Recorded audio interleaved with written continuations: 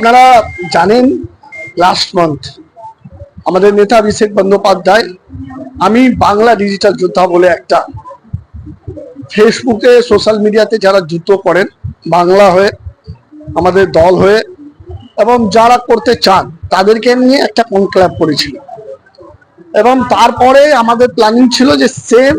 প্যাটার্নে বালি বিধানসভা এবং হাওড়া বিভিন্ন বিধানসভাতে যারা কুৎসা ও অপ্রচারদের বিরুদ্ধে সোশ্যাল মিডিয়াতে প্রচার করেন দল হয়ে খাটেন তাদেরকে সম্মান জানিয়ে তাদেরকে আর বুস্ট আপ করার জন্য আমরা কনক্লেভ করব এবং তাই বালি বিধানসভাতে আজকে এই কনক্লেভ শুরু হলো এবি ডিজিটাল যোদ্ধা কনক্লেভ। আগামী দিন সমস্ত বিধানসভাতে এই আমি বাংলা ডিজিটাল যোদ্ধা কনক্লেভ হবে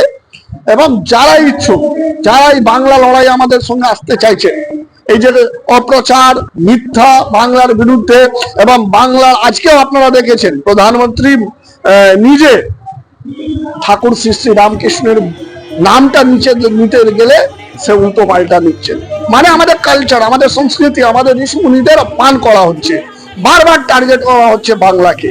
সেই টার্গেটে লড়াইয়ে যে না বাংলা জিতবে বাংলা বিরুদ্ধে বললে আমরা সোচ্চার থাকবো সেই লড়াইয়ে যারা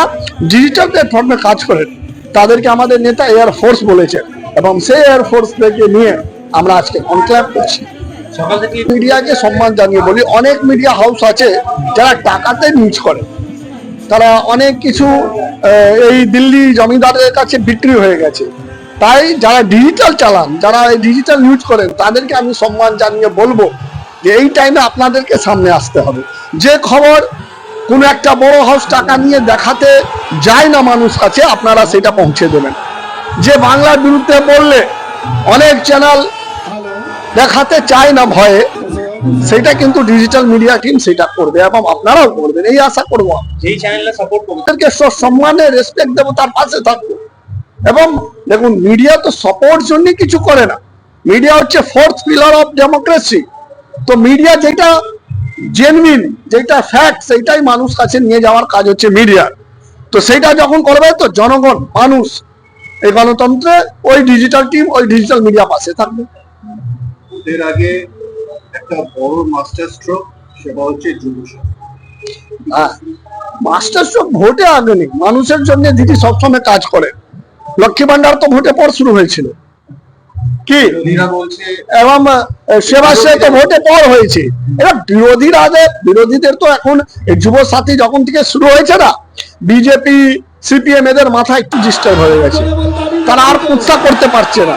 কুৎসা করলে ওই যুব সমাজ আর নিচ্ছে না তাদেরকে বলছে সাবধান আমার দিদি আমার মুখ্যমন্ত্রী আমার পাশে থাকছেন আর তোমরা তার বিরুদ্ধে বলবে না তাই ভয় পাচ্ছে বলছে এইটা খারাপ এটা ইলেকশনের আগে নির্বাচনের আগে একটা মাস্টার স্ট্রোক।